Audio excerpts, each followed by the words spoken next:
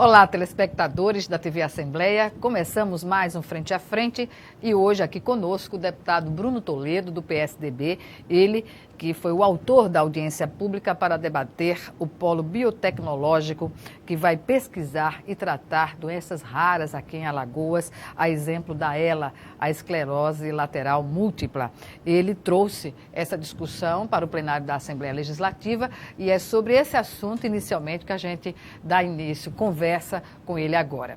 Deputado, nosso agradecimento por estar aqui conosco e comecemos, claro, por uma avaliação do que foi essa discussão, da importância dela nesse processo de instalação desse polo biotecnológico aqui numa área da Universidade Federal de Alagoas. Boa tarde, Gorete. Boa tarde a todos os telespectadores. Eu que agradeço a oportunidade de novamente vir aqui falar um pouco da nossa atuação parlamentar. É realmente uma manhã muito rica. Tivemos a oportunidade de debater no plenário da Assembleia Legislativa um tema que julgo de suma importância. Acredito até uma mudança de paradigmas.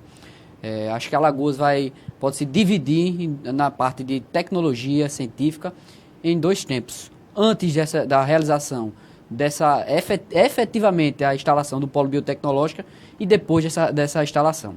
É uma iniciativa inicialmente capitaneada pelo médico Dr. Emerson Casado, através do seu instituto, que brevemente será uma fundação, Emerson Casado Gama, que vem utilizando o seu know-how internacional, a toda a sua experiência, até por ser também portador de uma doença rara, a ELA, ele conseguiu, junto a várias instituições internacionais, laboratórios, parceiros, com a intenção de se instalar inicialmente no Brasil, depois no Nordeste brasileiro, que é algo que não tem nenhuma referência nesse campo de estudos de doenças raras.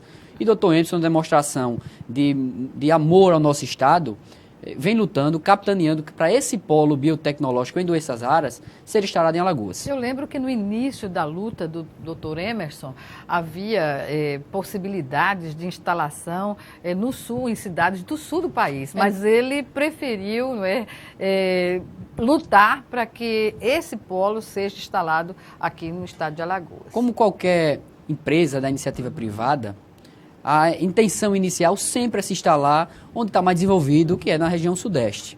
E Dr. Emerson vem lutando bravamente, hoje já é uma realidade muito, muito próxima, que esse polo biotecnológico seja desenvolvido em Alagoas. Como você bem falou, que já dá também uma força muito grande, já tem a parceria da Universidade Federal de Alagoas, que está cedendo um espaço dentro do campus da universidade. Em questões de documentação, isso está sendo viabilizado no momento? Na verdade, há um interesse, já dá a iniciativa. Só pode ser concretizado quando efetivamente a gente conseguir superar algumas barreiras, alguns entraves. O Dr. Emerson Casado, como falei, já tem iniciativa, já tem o contato, o interesse da iniciativa privada, já tem essa sinalização da Universidade Federal, mas ainda falta um plano de viabilidade econômica, um estudo desse plano de viabilidade econômica. E isso requer um investimento. E como o Instituto não tem esse capital, aí sim que entra a parte do serviço público. Aí que entra, aí é que a importância desse debate ter vindo para a Assembleia. Porque acredito, e eu estava muito prestigiado o plenário, estava o nosso secretário de Ciência e Tecnologia, estava aqui o secretário de Trabalho, estava o representante do Ministério da Ciência e Tecnologia, e todos se colocando favoráveis e defensores dessa ideia. A partir daí, Gorete, com esse anseio que a sociedade enxergue o polo biotecnológico como importante, que seja destinado a recursos públicos, ganha muito mais força essa causa. Então, eu acredito que essa audiência pública serviu para isso, para mobilizar a parte da sociedade da importância da alocação desses recursos públicos, que é algo em torno de $100 mil, a elaboração desse plano. Me parece muito, né? Inicialmente parece muito, mas é importante que os telespectadores entendam que o investimento total do polo biotecnológico é de em torno de R$1 bilhão. Isso a gente tem que ter uma perspectiva também do que pode representar na prática para o desenvolvimento da economia no Estado, não é? Inicialmente eu queria focar na economia, concordo com você. Imagina um investimento de capital de R$1 bilhão, a quantidade de empregos que isso vai gerar. Porque não é só no campo de desenvolvimento de pesquisas. Isso é um dos segmentos do polo biotecnológico, que também vai trabalhar em patentes de medicamentos, que também vai trabalhar na elaboração efetiva desses medicamentos e de correlatos. Então, o polo é uma abrangência enorme. Vai estabelecer cadeias nessas 3 áreas específicas, né? Tanto do tratamento, quanto da pesquisa, quanto desse condomínio industrial. Exato, o desenvolvimento efetivamente desses medicamentos e correlatos. Então, a quantidade de empregos que vão ser gerados, inclusive o emprego capacitado. São aquelas pessoas que vêm aqui, que vão se especializar, que vão empregar os alagoanos, que vão também se especializar. Isso é mão de obra qualificada, é geração de emprego e renda e é uma amplitude ainda maior, porque esses profissionais que estão se capacitando, brevemente vão começar a empreender. Então, é uma expectativa economicamente maravilhosa. Mas o foco maior, que nós precisamos aí sim ter uma sensibilidade, é no âmbito social. Imagine quantas pessoas, e hoje nós tivemos alguns depoimentos realmente emocionados, de pessoas que sofrem de alguma doença rara, alguns de seus parentes já faleceram por falta de um diagnóstico precoce. Então, aqui em Alagoas, e no Nordeste também, não se trata efetivamente a doença. O que é tratado aqui são sintomas paliativos, não a causa da doença, não tem um tratamento efetivamente. Então, está lá o paciente que tem dificuldade de ir ao banheiro, tem lá uma dificuldade de fala, de se alimentar, e é tratado essas dificuldades. Mas a consequência da doença. As consequências, mas a doença propriamente não tem nenhum trabalho para isso. Então, nós já perdemos muitos irmãos nossos por falta de um diagnóstico. Então, o efeito social desse polo biotecnológico é que tem que ser enfatizado. Economicamente, nosso Estado precisa e muito. A gente é defensor, já seríamos defensores do desenvolvimento econômico do nosso Estado. Mas a parte social disso é que precisa ser considerada muito maior do que o aspecto econômico. Até porque é uma doença cujo avanço é progressivo e rápido. E as pessoas, na grande maioria, não dispõem de recursos para adequar essas deficiências, essas dificuldades que ela promove na pessoa, na vítima da doença, né? Exatamente, aí é como falei, por falta, muitas vezes, de um diagnóstico precoce, as pessoas acabam vivendo de maneira muito difícil, levando sofrimento para suas famílias, levando dificuldade no convívio social e tendo também, efetivamente, uma despesa enorme para sobreviver. Então, tratando efetivamente e conhecendo a doença, a gente pode evitar muito disso. Porque muitos desenvolvem a doença até por equívocos em procedimentos. Nós estávamos ouvindo um relato no final de hoje da audiência de uma pessoa que perdeu um irmão, sofreu um acidente veicular, conseguiu recuperar através de um tratamento na unidade de terapia intensiva do trauma do acidente, mas para isso teve que tomar alguns medicamentos, algumas drogas. E essa droga desenvolveu uma doença rara que não conseguiu ser diagnosticado e a pessoa faleceu. Da doença secundária. Você vê, do trauma, ele conseguiu se curar, mas infelizmente, pelas drogas que ele estava tomando para sair dessa enfermidade, ele acabou morrendo, porque desenvolveu essa doença rara. Então, são coisas como essa, falta de conhecimento. Os próprios profissionais de saúde admitem isso. E é que a gente precisa mudar esse paradigma. Conseguir, efetivamente, que Alagoas saia na frente do Nordeste, saia na frente, inclusive, do próprio Brasil, porque tem poucos estudos ainda nessa área, e seja uma referência no campo de doenças raras. E essa oportunidade também para descentralizar esse atendimento que normalmente é feito no sul e no sudeste do país. O Nordeste precisa de um desenvolvimento mais ampliado, porque só existe praticamente Pernambuco, que tem um centro de pesquisa, mas não ainda nessa área. E eu perguntaria, deputado, o papel da bancada dos deputados federais por Alagoas, qual seria o trâmite nessa questão da decisão política, do convencimento para essa parceria e viabilizar essa pesquisa que vai determinar justamente o plano de viabilidade econômica? É fundamental. É fundamental que todos nós, todos os representantes do povo, temos uma união nesse sentido. Não é fácil, mas não é impossível. E é uma questão suprapartidária, né? Obviamente é uma questão suprapartidária. E se nós avaliarmos apenas o aspecto de representatividade política, Gorete, Alagoas está muito bem representado. Nós temos aí o presidente do Congresso Nacional, o senador Renan Calheiros. Nós temos 2 senadores ditos por instituições como os mais influentes do Congresso, o senador Collor, o senador Benedito de Lira. Nós temos deputados federais que se destacam também lá na Câmara Federal. Nós temos o presidente da Comissão de Constituição e Justiça, que é um alagoano. Nós temos um deputado, o deputado Maurício Quintela, que é líder da bancada do PR, que é um partido muito forte na casa também. Então, temos o ex-governador Ronaldo Lessa, Pedro Vilela, enfim, eu não vou estar citando todos os nomes, mas nós temos representantes que pesam, que realmente têm um respeito no Congresso Nacional. Então, o que nós precisamos agora é vender essa ideia, lutar por essa ideia. O ministro Aldo Rebelo, que é um alagoano também, não pôde vir porque já está fora do país, mandou um representante, já se demonstrou também muito solícito.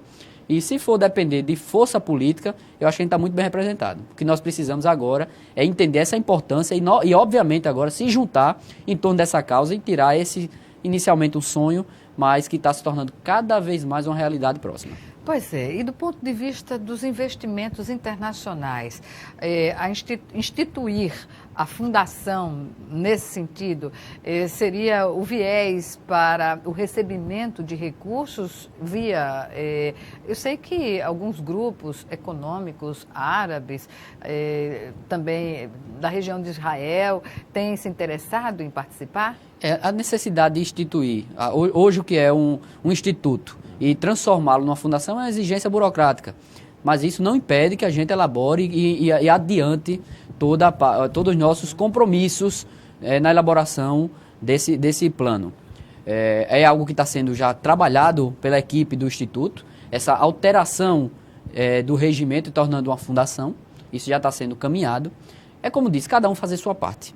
O Dr. Emerson vem bravamente fazendo a dele, capitaneando esses recursos. O serviço público vai entrar apenas como um facilitador, apenas como um auxílio. Na verdade, para a instalação física do polo, além desse recurso para a elaboração do plano, é meramente formalidade, ligação de água, ligação de luz. A infraestrutura necessária. Básica. Então nós estamos falando de uma parceria que tem tudo para dar certo, que tem tudo para ser fortalecida e que vai pesar muito pouco no erário. Nós estamos falando efetivamente da eficiência e da eficácia que todos os alagoanos, todos os brasileiros estão clamando. Estão clamando. Nós estamos vendo aí tanta ineficiência, tanta inoperância, tanta corrupção, e nós estamos diante do cenário adverso, dando uma oportunidade completamente adversa. E me parece até, Gorete, me desculpa a franqueza, um contrassenso. Quando nós estamos falando, por exemplo, de devolução de uma pessoa só, de 200 milhões de reais, num escândalo de corrupção, nós não podemos falar que 100 mil dólares para um investimento desse porte seja uma luta difícil ou impossível de ser feita. Eu até concordo que nós precisamos conscientizar, mas não pode ser uma barreira. Isso precisa ser enfrentado apenas como mais uma formalidade e eu quero me engajar, sabendo que não tenho a pretensão de achar que posso fazer isso sozinho, de maneira nenhuma. É uma causa de todos. Claro, e inclusive, a partir do momento que a Assembleia Legislativa aprova a realização dessa audiência pública, isso deixa de ser uma causa do deputado Bruno Toledo. Eu quero agradecer aqui o Parlamento alagoano, que aprovaram por unanimidade a realização dessa audiência pública. Então, eu apenas apresentei isso, mas isso é uma causa da Assembleia Legislativa. Quero agradecer, em nome do presidente Luiz Dantas, a todos os deputados alagoanos que apoiaram essa ideia, que estão presentes, que estão juntos, que têm demonstrado interesse em ajudar essa causa. Então, isso inicialmente é uma causa do Parlamento alagoano, que a gente vai levar para a nossa bancada federal, que eu tenho certeza absoluta que o nosso ministro também vai ser solícito e, se Deus quiser, nós vamos conseguir efetivamente consolidar o polo biotecnológico em Alagoas. Deputado, ainda sobre a audiência pública que debateu o polo biotecnológico, a instalação desse polo biotecnológico para o estudo, a pesquisa, o tratamento de doenças raras aqui em Alagoas, a exemplo da ELA, né, a esclerose amiotrófica, lateral amiotrófica, que tem vitimado aqui o doutor Emerson Casado, que todos nós conhecemos e que ele teve a grandeza de transformar uma luta pela vida dele na luta pela vida de milhares de pessoas nesse país inteiro. Exatamente. Porque não é só Alagoas, não é? As vítimas de Alagoas, no momento em que ele se engaja num projeto de trazer para o estado de Alagoas esse polo de pesquisa que vai ser um diferencial, como o senhor disse, deputado Bruno Toledo, no início da entrevista, um divisor de águas no entendimento e na pesquisa e na possibilidade de buscar a cura, não é, da doença. Então, nesse aspecto, muita gente, no início da movimentação do Dr. Emerson, até nas redes sociais, havia equívocos sobre o entendimento. E esta sessão, ela serviu para isso também, para de forma didática informar as pessoas, inclusive a comunidade científica local, sobre o que seria esse polo biotecnológico? Agora, aproveitando o seu gancho inicial, eu queria frisar aqui uns números. Se fala em doença rara, mas é interessante que todos os nossos telespectadores tenham a clara concepção que doença rara nada mais é do que quando um grupo pequeno de pessoas sofrem de uma determinada doença. Mas se a gente colocar numa escala, se entender que são mais de 7.000 tipos de doença rara. 7.000 tipos de doenças raras. E a cada dia aparece uma nova. Cada dia ampliando.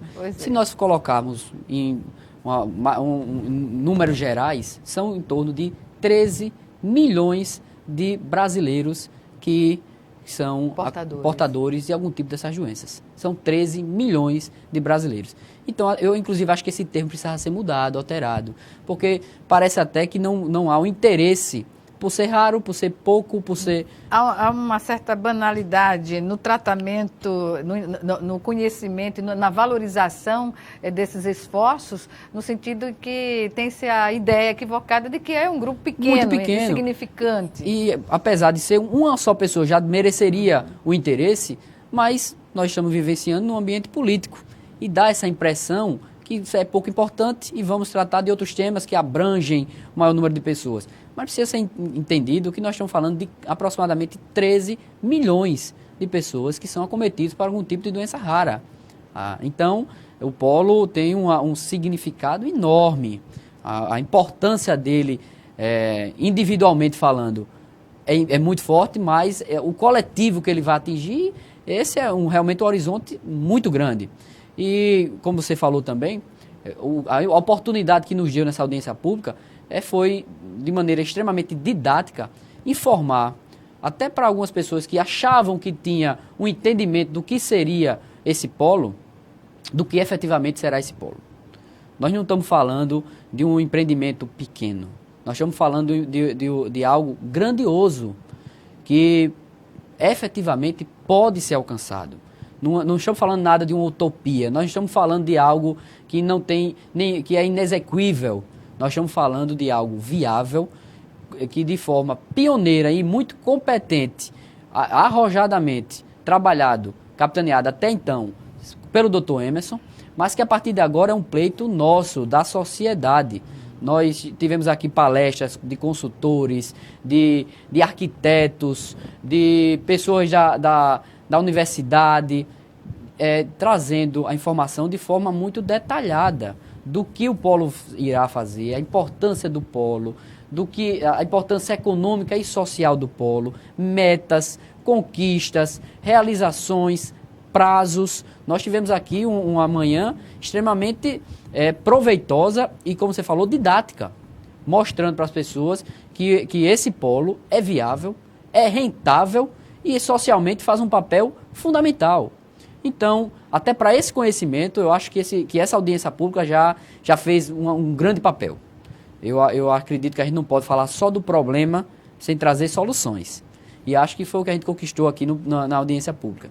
Nós trouxemos para o plenário da Assembleia Legislativa, que efetivamente é a casa do povo alagoano, que é onde precisa ser debatido as causas do povo alagoano, um problema que é a falta de tratamento para aqueles que são acometidos por doença rara, e trouxemos uma solução.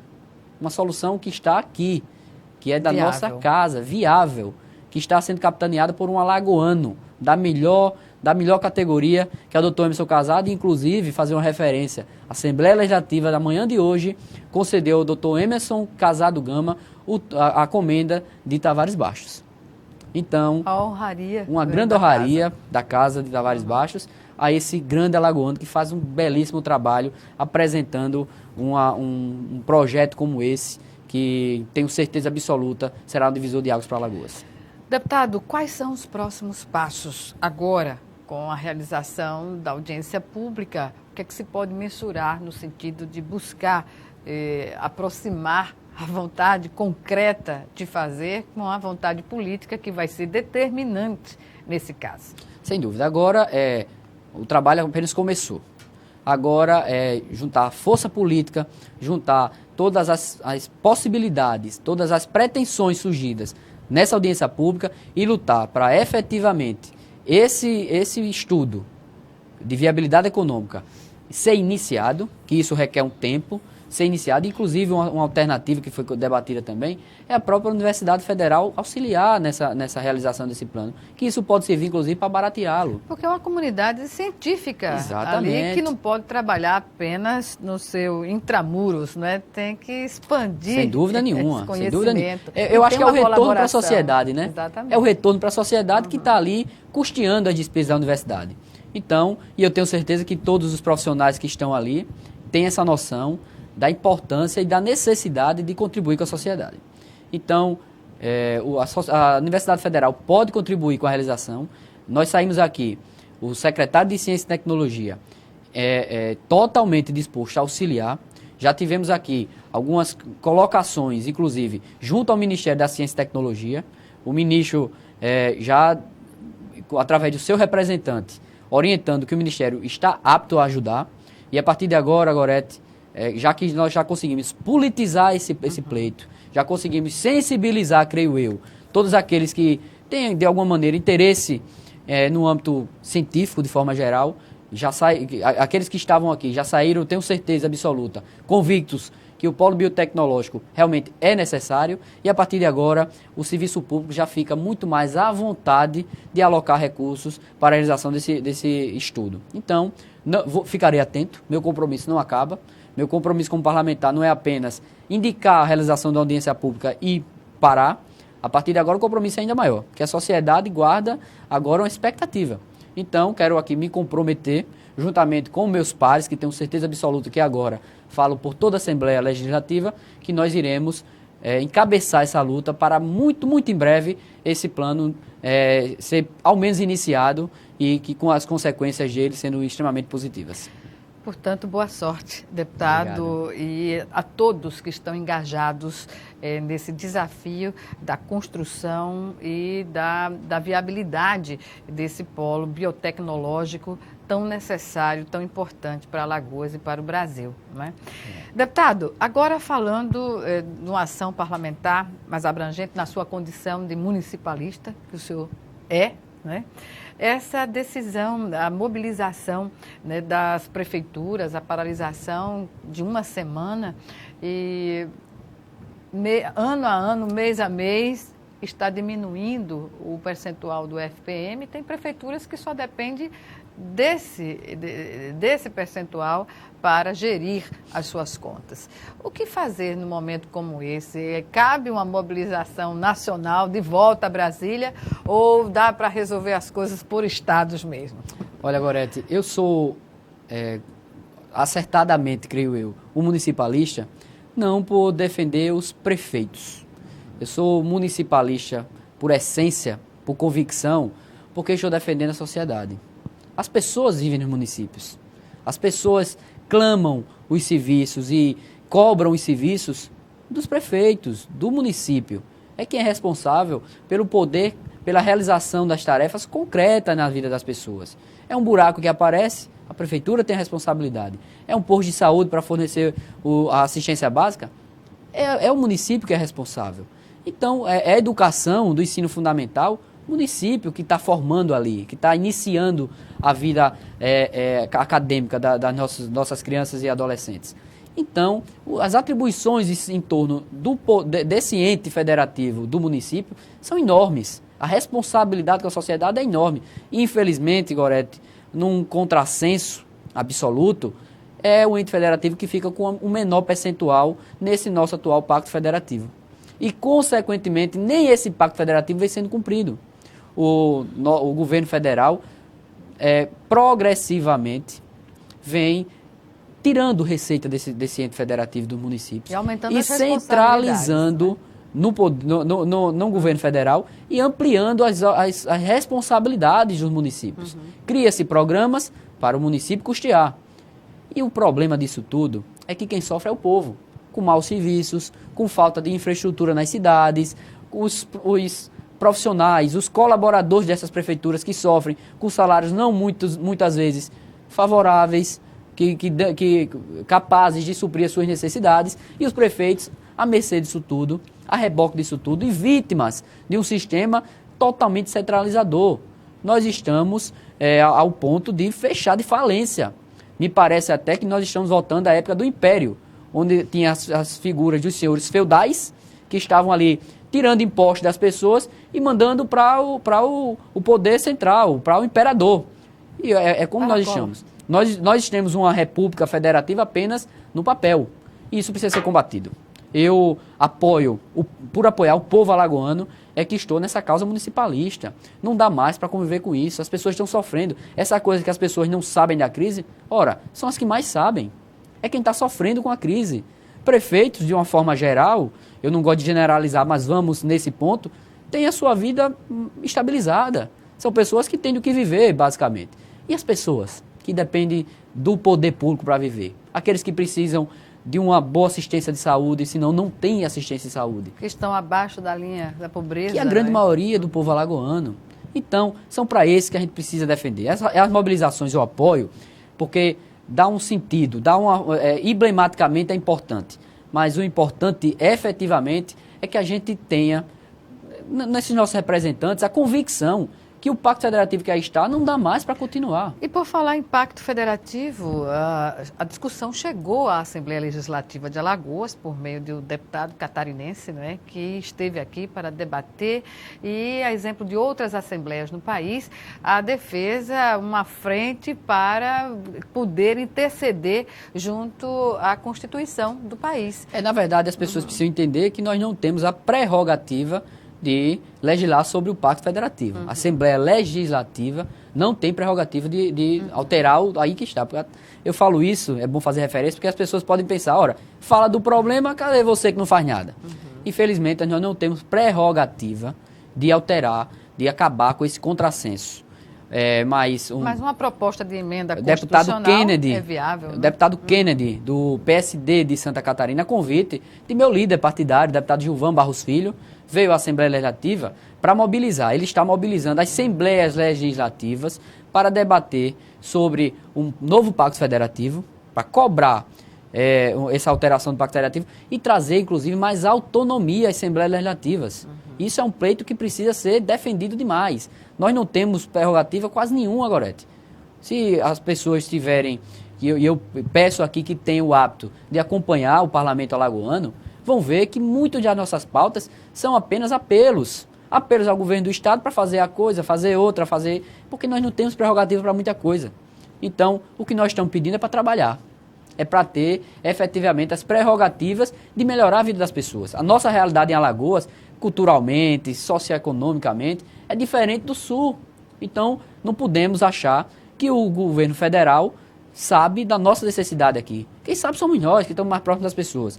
Então a luta é pela uma Assembleia Legislativa com as suas prerrogativas ampliadas e também que pelo menos 14 Assembleias Legislativas deliberem sobre o novo Pacto Federativo para a matéria tramitar em regime especial no Congresso. É importante que se tenha. Mesmo que todas as Assembleias Legislativas deliberem de uma forma, isso não quer dizer que será dessa forma.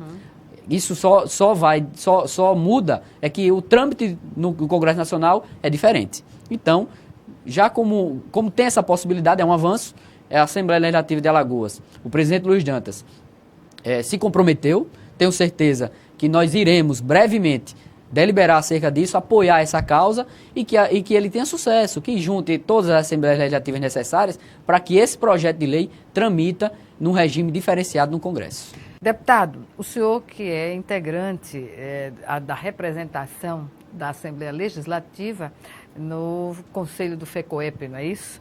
Pois bem, uma discussão no Fundo Estadual de Erradicação da Pobreza aqui em Alagoas é sobre uma discussão sobre uma forma de dar transparência à prestação de contas dos recursos que são viabilizados pelo FECOEP para as empresas privadas, na parceria que se faz com os projetos. E essa foi uma discussão da última reunião do FECOEP, e de lá para cá, o que é que se tem avançado nesse sentido? Gorete, honrosamente sou um dos representantes da Assembleia Legislativa nesse conselho, num conselho que delibera acerca das matérias que são pedidas pelas secretarias, os recursos do FECOEP, que é um recurso que ele é composto por imposto, uma parte dos impostos de alguns produtos considerados supérfluos. Alguns até que não, nem tanto, como a gasolina, por exemplo, tem uma parte que vai para o FECOEP, 2% vai para o FECOEP. Então, eu, juntamente com a deputada Jó Pereira, somos representantes da Assembleia Legislativa nesse conselho. Aprovamos, por exemplo, o FECOEP que financia, que custeia programas como o da distribuição de sementes, que é fundamental, distribuição de leite, que faz um papel também social extremamente importante, as bolsas, as cestas nutricionais, é custeado pelo FECOEP. Que foi alvo de um debate, de uma polêmica no plenário da Casa. Recentemente teve um debate que nós esperamos que isso tenha, obviamente, uma definição. Nós precisamos, teve um levantamento aí, foi levantada uma questão séria, importante, e que precisa ser debatida. E eu tenho certeza absoluta que esta casa, já que foi levantado, que nós agora temos conhecimento, muito em breve teremos que dar uma resposta à sociedade sobre aquelas denúncias. Mas o FECOEP tem um papel extremamente importante no combate à erradicação da pobreza. Mas nós não temos instrumentos, Gorete, para aferir atualmente a eficácia desses projetos, muito menos a eficiência do erário, do dinheiro que foi destinado. A aplicação desses recursos. Exatamente. Já existia essa dificuldade e o governador Renan Filho, de forma muito acertada, deliberou para o Conselho, e foi aprovado, que a forma de aferir toda essa eficácia desses recursos fosse alterada, fosse dinamizada, fosse colocada para Desenvolve, que é uma empresa, uma agência de fomento de Alagoas, que tem todo o know-how, que já faz isso na prática, já está ali desenvolvendo projetos e aprovando. É como se fosse um banco mesmo, efetivamente é isso, é uma agência de fomento, uma agência mercantil. Então, que já tem toda a sabedoria necessária para aferir todas essas questões que hoje nós temos essa deficiência para ficar a responsabilidade para Desenvolve. Então, foi um grande ganho para a sociedade alagoana, que vai ter, mais uma vez, como cobrar o bom uso desse erário. Nós ficávamos um pouco incapazes, porque nós não elaboramos projetos, nós apenas homologamos projetos. O projeto é todo desenvolvido pelas secretarias de origem. Então, com essa ferramenta, esse instrumento muito bem colocado pelo governador, para o conselho que já foi aprovado, nós vamos ter uma velocidade e nós vamos ter um poder maior de aferir, como falei, a eficácia desse recurso. Então é um grande ganho, não são poucos recursos, vamos botar aí números médios de 70 milhões de reais por ano. É um valor extremamente considerável que merece todo o cuidado. Então, a Desenvolve, que é muito bem gerenciada pelo Antônio Pinot, um homem experiente também, que vem fazendo um grande trabalho, já tem todo o know-how para fazer esse controle, e eu tenho certeza que está muito boa, está em grandes mãos, e o Conselho agora vai ficar muito mais à vontade, muito mais seguro para fazer o que é seu papel constitucional, que é apenas de referendar os projetos e cobrar a eficácia dele através de uma empresa que está preparada para isso. A transparência ainda é o melhor caminho para ambos os lados, não é? Olha, é algo que não tem mais espaço para não ser transparente, não dá mais. As pessoas não enxergavam ainda, principalmente falando nos representantes do poder legislativo, tanta necessidade de transparência. A gente ainda tinha o hábito de se afastar um pouco desse anseio popular. Atualmente não tem mais espaço para isso. As pessoas exigem com toda legitimidade, né? Que seus representantes digam o que fazem com seus recursos. Eu queria, inclusive, reforçar aqui, já fiz em outra oportunidade, de convidar os telespectadores que acessem o meu site, www.brunotoledo.net. Lá vai encontrar toda a nossa atuação parlamentar, os projetos que nós apresentamos, mas vai encontrar também na parte de atuação um linkzinho lá, agora, que chama Transparência.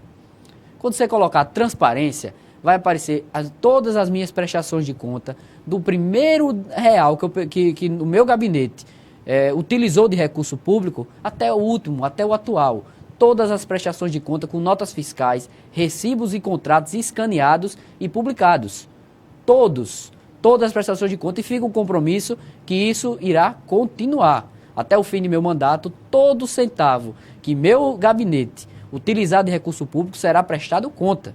E também todos os servidores, os colaboradores de meu gabinete, tem lá a parte de comissionados, que está lá publicado com seus respectivos nomes, atribuições e faixa salarial. Então, eu não espero nada, nenhum tratamento especial por parte da sociedade, porque avalio que estou fazendo a minha obrigação.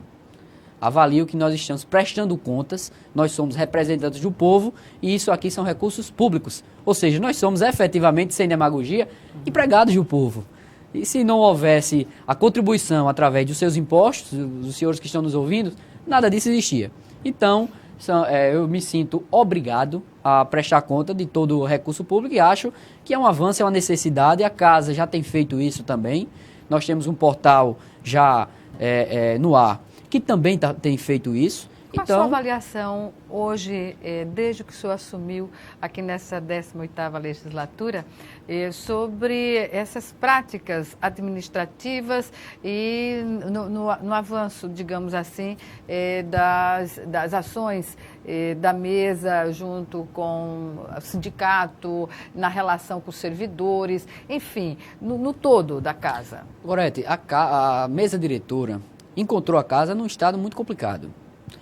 Uma crise institucional, alguns servidores com folhas atrasadas, e isso leva realmente a um problema gerencial. O presidente teve muita lucidez, tratou do problema como tem que ser, de forma institucional, e tem conseguido reagir. A Casa dá sintomas que tem se aproximado desses anseios populares. A Casa tem se comportado no mesmo sentido desses anseios populares. Eu preciso reconhecer esses avanços. Eu estou satisfeito com os avanços. Claro que tudo leva um tempo, precisa ter o tempo de maturação. Isso é no meu mandato, imagine até na gerência de uma casa tão complexa como é a Casa de Tavares Baixo, o nosso poder legislativo local. É uma casa extremamente complexa, é uma casa de iguais que na prática não são iguais, são diferentes.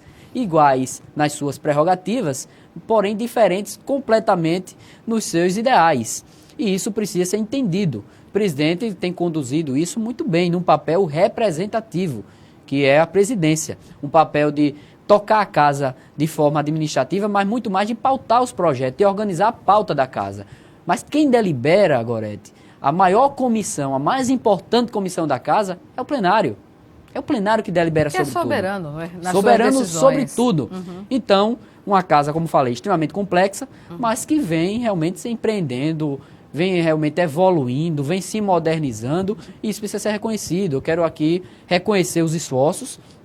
Entendo que a velocidade para minhas atitudes pessoais é mais rápido que a velocidade institucional, por isso não vem aqui nenhum comparativo de atuações. Eu faço isso porque eu entendo que é mais prático e eu preciso fazer.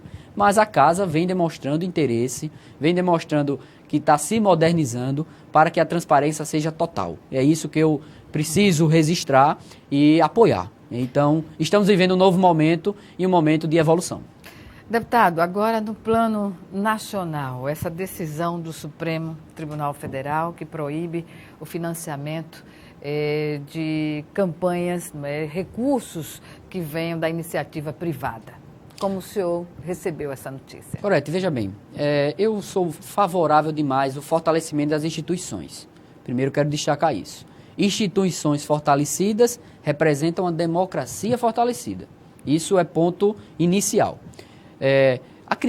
Avalio, que o desgaste do poder legislativo com o passar do tempo que causa essa lacuna, que causa essa interferência, digamos assim, de uma atribuição totalmente legislativa, o Poder Judiciário tem que deliberar. Uma pauta de 2012, que estava represada na Casa, que não existia nenhum interesse da Casa em deliberar sobre o tema, e agora que é pautado, o Supremo vai e delibera primeiro. Vai fazer diferença nas próximas eleições. Sem dúvida. A partir de agora, nivela um pouco a questão do poder econômico, fica num plano secundário. Aí é que está agora. Será que vai mesmo? Será que vai? As pessoas que são sabedoras das campanhas, como funcionam, será que vai mesmo? Eu acho que nós estamos apenas proibindo o que acontece na prática. A realidade é essa. O que eu avalio é que isso não vai acabar com toda a corrupção eleitoral e pós-eleitoral. Não vai. Nós temos, por exemplo, isso é um pouco polêmico, uma lei que foi boa, a Lei 8666, que trata sobre as licitações, mas que, me desculpe, está superada. Está superada.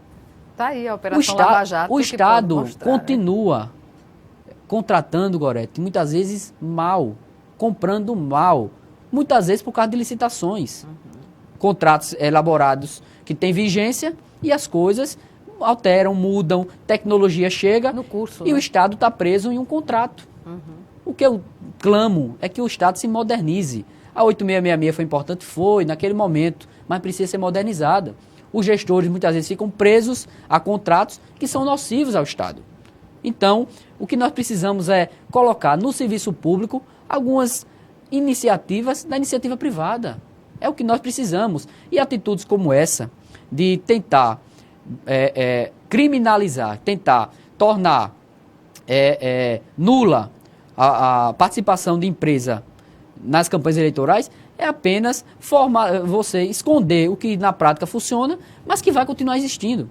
Eu acho que não é o caminho. O que nós precisamos é deixar muito mais clara essa relação, empresário-político, muito mais clara. Quando nós tivemos isso claro, lúcido, o Estado sabendo o preço que tem que comprar e ter uma fiscalização forte nos preços que efetivamente são contratados, a gente vai ter um Estado muito mais fácil. O que impede uma empresa ajudar e depois ter contrato com o Estado? Na minha concepção, se o preço tiver no mercado, se não tiver dano ao erário, isso não há nenhuma relação promíscua, absolutamente. Isso traz eficiência. Agora, quando a gente deixa do jeito que está, uma lei, como eu falei, arcaica, que é a Lei 8666, por que a empresa vai gastar dinheiro com o candidato? Por quê? Obviamente, nós estamos aqui dizendo que as práticas não pouco republicanas podem ocorrer. Então, eu acho que a ideia central que precisa ser alterada, deixar a coisa mais simples, mais simplificada e atitudes, conceitos na iniciativa privada no público, que é isso que nós esperamos e acho que precisa ser efetivamente debatido e traçado dessa forma.